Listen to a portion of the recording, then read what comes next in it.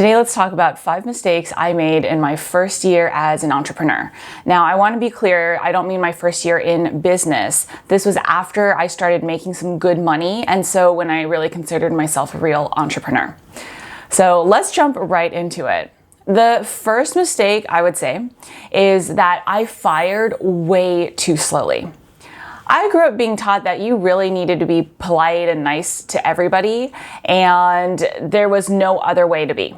So I wanted to be like that with everybody I worked with. And in one specific case, I had hired a contractor, a video team, to help me record a series of videos for a marketing campaign. And I thought we were on the same page. I told them, hey, I have a limited budget, but I can do $3,000. I just want a good looking basic video, doesn't need to be fancy, and we can do it in front of a white background, so it should be really simple for you guys to record.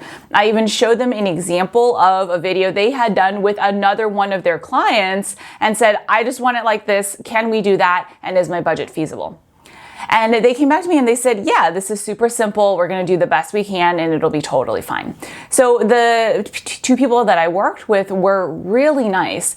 And the day of the video shoot was actually really fun. We had a full day and everything went really well. A few days later, they sent me the first drafts of the video that they had put together. And I looked at it, and this is not me being vain. It looked like I had on clown makeup and was sitting in like the back of an alley. The wall behind me, which was a white wall with some just basic wear and tear on it, looked like it was really dark and grungy. And my makeup with the lighting effects just looked really garish. And so I said to them, this is not what we agreed upon, and I can't use this. And at that time, we'd agreed upon a price of about $3,000, and I think I'd paid like $2,000. And they said, no, you told us you had a really limited budget. That example that you sent us cost a lot more, and so we did the best that we can. And I felt like there was a huge disagreement. They were also newish in their business as well. And maybe they had misunderstood too. And so I went to all of my mentors and I said, hey, what do I do here? Am I overthinking it? Can I actually use this video? And all of my mentors said, no, it's not you. You cannot use this. This is not okay. And so I went back, I hopped on a call with them and I said, you guys told me that you could deliver a really simple video. All I wanted was some decent lighting and a good background. And this is not something that I can use. It's completely different from what we agreed upon. And I am not going to use this. And so I want to talk about what feels fair to both of us to end this contract. And they came back and said, no, we delivered what we agreed upon and we will pursue this until we get our full payment.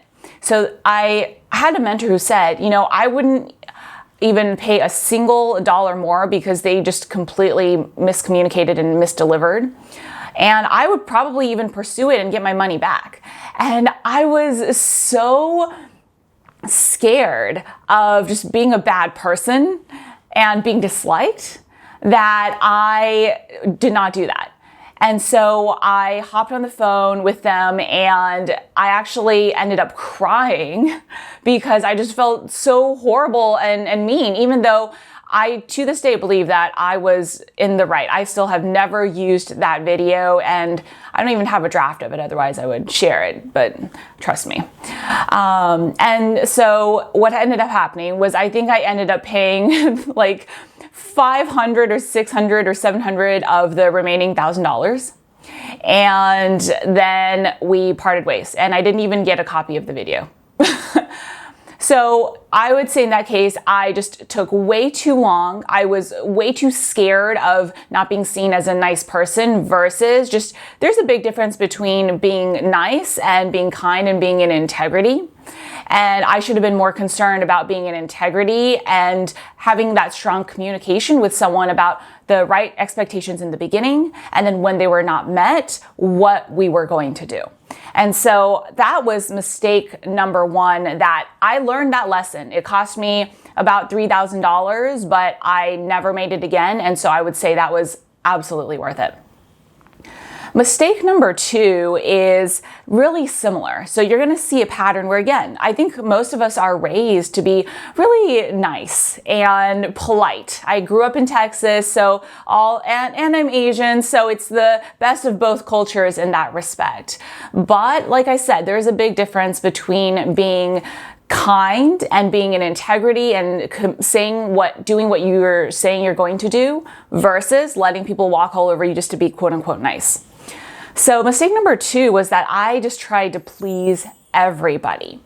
And honestly, at the end of the day, I should have realized that when someone is really a good business person and they get it, then they're going to understand that when you are doing business together, it's not personal. It really is about doing business. And it's not about trying to get someone to like you. Of course, you want to respect the people that you're doing business with, but it's not about, oh, I want to, be your friend and let me do things for you just so that you can like me. I want to really emphasize that. I was so scared that I wasn't going to be accepted by my peers in the industry, and I wanted to fit in. And so what I did, this is nothing on the other person. In fact, it was all my decision.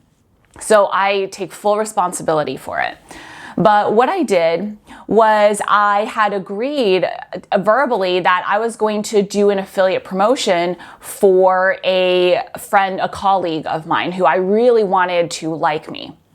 But because I didn't really have my promotional calendar planned out during the time of her promotion, I was doing something else that wouldn't allow me to promote her product. And I actually don't remember what I was doing. I'm pretty sure now with the experience and maturity that I have, I could have just really simply moved my own promotion a week or 2 later, and it would not have made a difference at all. But at the time, it just seemed like the biggest steal in the world to me. And so I said, okay, I need to do my promotion, but I gave you my word that I was going to promote this. And so this is what I would like to do. And I said to her, you know what? I'm just going to buy $25,000 worth, or rather, I'm going to buy $50,000 worth of your product, and I'll pay you for what you would have earned, and I'll forego my commission. So $50,000 worth of product, because it was a 50% payout to anybody who was an affiliate for the product, I would have made $25,000. She would have made $25,000. And I said, hey, I'll just pay you the $25,000 and I'll get the products and I'll just gift it to 50 of my top clients. And it worked out really well. But looking back, honestly, it was just such a waste of money. And that's a good amount. I could have done so much else with that. I could have put it into ads. I could have expanded my team. I could have just invested it. I mean, anything except just put it out there to try and get someone to like me. Now, I'm not saying that I wouldn't have honored my word. Absolutely, I would have, one way or another. But like I said, I could have just been like, okay, you know what? I know this is coming up. I'll do my own promotion a week earlier or a week later. I'll do my best to promote you during this week that we already agreed upon, and everything will be a win-win. And so I was overthinking it, and I just picked a number that I thought she would really love versus a number that actually would have been fair to me, because I wouldn't have made $50,000 in sales. My audience at the time was just so small, and my marketing and sales skills were not that good. And so I overextended myself, I overcommitted, and then I just wasted a good chunk of money. So that is mistake number 2. You gotta be careful of what you're committing to, but also come from a really logical place of honoring your commitments and really understanding your capacity versus trying to do something just so someone will like you. I get it, been there, but try not to do it. So that's mistake number 2. Mistake number 3 is a really big one. And looking back, I frankly can't believe sometimes that I made the mistake that I did. So I grew up in a really grounded home environment where we were taught to be humble. Yes, to be confident in yourself, but to never get arrogant. And after my relatively fast success in this business, I got really arrogant. I'd made over $1 million in my first year in this business, even though it wasn't my first business, so I knew what it was like to work hard. I started thinking, you know what? I finally made it. I'm so smart and I'm just gonna have smooth sailing from now on. And I'm a big deal for having done this. And you know what? What do they say? Like, pride comes before the fall. It was so true. I just started thinking I couldn't fail, and I just started throwing money at every single problem that I had. Because I just assumed, you know what? I'm so brilliant. I'm so good at this. I'm so special. Like, I can't fail. I'm just gonna make so much money. All my decisions are good ones. And so with that attitude, I wasted hundreds of thousands of dollars in the next year. I hired some very expensive consultants who I didn't do my research on. If I had, I would have known they were not the best consultants for me. They didn't have the best reputation of delivering on the things that they promised as well. But I was just so caught up in thinking, you know what, I'm going to do this. I just want someone to help me. I got a little bit lazy too. Like, I don't want to have to do this on my own. I'm too big, to have to do it on my own. And so I just said, yeah, a few $100,000, no big deal.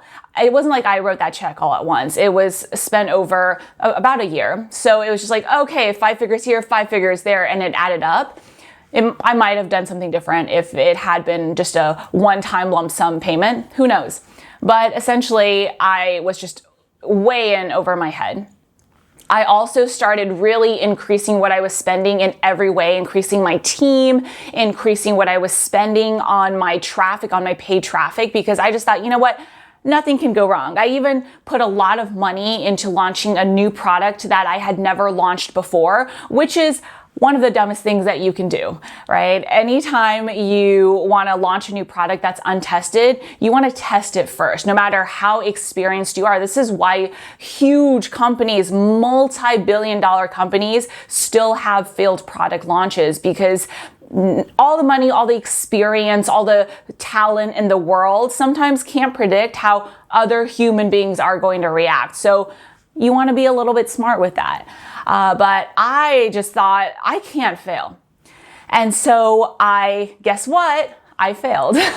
I spent all this money, a lot of my campaigns barely broke even. The consultants I hired weren't able to deliver. And again, that's on me. Yes, they, didn't deliver what they agreed upon, but I made the decision to hire them. And so, they say the bull stops with you, right? As an entrepreneur, and that's true. And so I just got way too arrogant. And what I now realize, if I could go back in time and coach myself, is that yes, it takes a lot of hard work. It takes a lot of study, learning experience to succeed. But there's also an element of timing, sometimes a little bit of luck. And you want to just really admit that it all came together for you to be able to succeed. And you know what? It could have taken you a lot longer.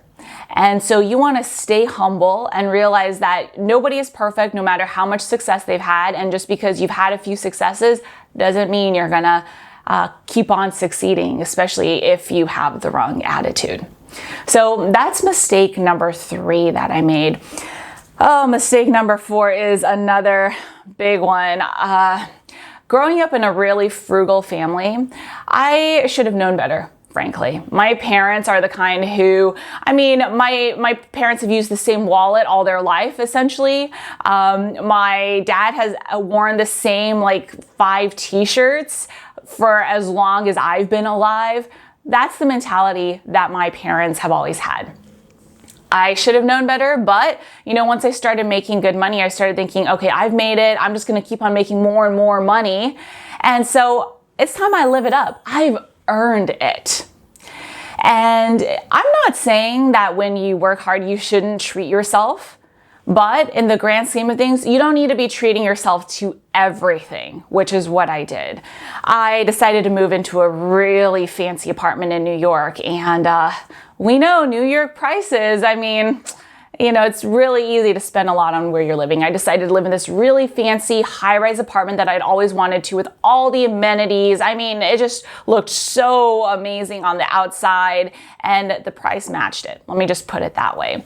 I also decided to sign up for a personal trainer at one of the most expensive gyms in New York. And I later learned that it's also considered one of the most expensive gyms in the world. To put it into perspective, this is the gym that celebrities like Jennifer Lopez go to. I actually saw her at the gym a few times, and it was just completely unnecessary. I mean, I was, spending the same amount on my workouts as a woman worth, I don't even know, a few $100 million, right? So kind of to put that into perspective. I was like, what was going on in my head? Once I decided that I was going to buy myself a really nice purse, and nothing wrong with buying yourself a few nice things, but I went overboard, and this gives you kind of the mindset that I was in. I went into the store. I was also so new to being confident with money that I think all the sales associates could tell, so people ignored me. I finally caught someone's attention, and I was determined to make the most of the experience. So I said, hey, I just saw this other couple come and get offered a whole bunch of Perrier and champagne. I would like to have that too. I'd love to see all the bags that you guys have. And this person, thankfully, they were really nice and polite. They took out all the bags that they had in store. And I chose one that was one of the most expensive models that they had. It was a good 4 figures. And then I just paid for it, and then I left. And you know what? This is the crazy thing. If it was a bag that I've been really looking forward to and used all the time, that would be one thing, right? Treat yourself to some nice stuff. Absolutely. I have used that bag less than 5 times in the last 7 years. That tells you the mindset I was in. Not like, okay, I'm gonna be smart with my money and enjoy a few nice things. It was, I'm just gonna do everything I can to basically spend all my money, because I guess that was how you were supposed to be rich and successful. Oh my gosh, what was I thinking? Let's just leave it at that. But that was, you know what? I think I had to go through it to be able to have the experience now that I have, and to be smarter with money and to appreciate the things that I do spend money on. But looking back, I'm just like, oh my gosh, I'm ashamed to admit that I'm my parents' daughter in that respect, So that is mistake number 4. The last mistake I would have to say is, again, you never know how you're going to respond to success, right? It's that what people say, that really sometimes success can be more damaging than failure, because success can go to your head. And you guys are already seeing it definitely went to my head. And this last one, again, it really just emphasizes that. So I have always had a really great work ethic. I was brought up that you work hard for what you want, you don't give up, and you just show up every single day. But what happened was, again, after I started succeeding in my business, I started thinking, hey, I've made it. Things are just going to get easier from now on. I've worked so hard for the past few years, and really, my entire life to achieve certain goals, right? In school, it was study all the time. When I was in my career, it was work your butt off. When I was working on my businesses, it was a nonstop work. And so I thought, okay, I've made it, and I can relax now, because I am just gonna continue to grow so easily. Isn't that how this works once you've made it? Again, looking back, I'm just like, oh my gosh, Luisa, what were you thinking? But you know what? I didn't really have any family members or friends who had been super successful in entrepreneurship. And so, and I didn't have any mentors or friends also who were fairly wealthy or were smart with money beyond just being frugal and saving. And so I didn't have anyone to really go to about this. So you know what? It is what it is. But essentially, I took my foot off the pedal. I had worked really hard to make that first over $1 million in my first year. And then I started thinking, okay, I asked the wrong question after that first year. I started thinking, how can I make things easier? Not how can I do things better? How can I grow faster? How can I help more people? How can I create more value in the world? All the things that I had been asking in my first year nonstop, right? You know what they say, if something's working for you, why would you stop? But again, I let success go to my head. And so I basically just thought, okay, how can I automate everything? How can I take a step back? How can I work less? And there's a fine line here. Of course, as you grow your business, you're going to grow into more of a leadership role, and you're going to be able to have the money to hire people to support you, and you're not going to have to do all the things that you don't want to do. But having that mentality of, oh, it should be easy, I'm just gonna sit back and let things happen on their own. It should just grow naturally because, oh, I made it once, I had one success, and it should be like that. That's not how it works. And so I lost a lot of the momentum that I had built in my first year that I could have potentially used to scale a lot faster and grow my business year after year. Now, I sustained my revenue and I did continue to grow it, so I'm not complaining. But at the same time, if I had had the same drive and focus that I had in my first year, honestly, who knows where I would be now? Who knows how many people would be watching this video and how many more people would hopefully be avoiding some of these mistakes that I'm sharing with you. And so what I would do if I could go back and tell myself this is to say, look, take a break. You've earned it. I know you're tired and you've worked really hard, but take the break you need and then get back at it because, girl, what you have just done is earned a seat at the table. You've earned the right to continue playing this game. You're not even close to the head of the table. That's a whole other table, frankly. So get it together and focus on the things that matter to you and doing a good job and putting out good stuff in the world that helps others and makes the world better.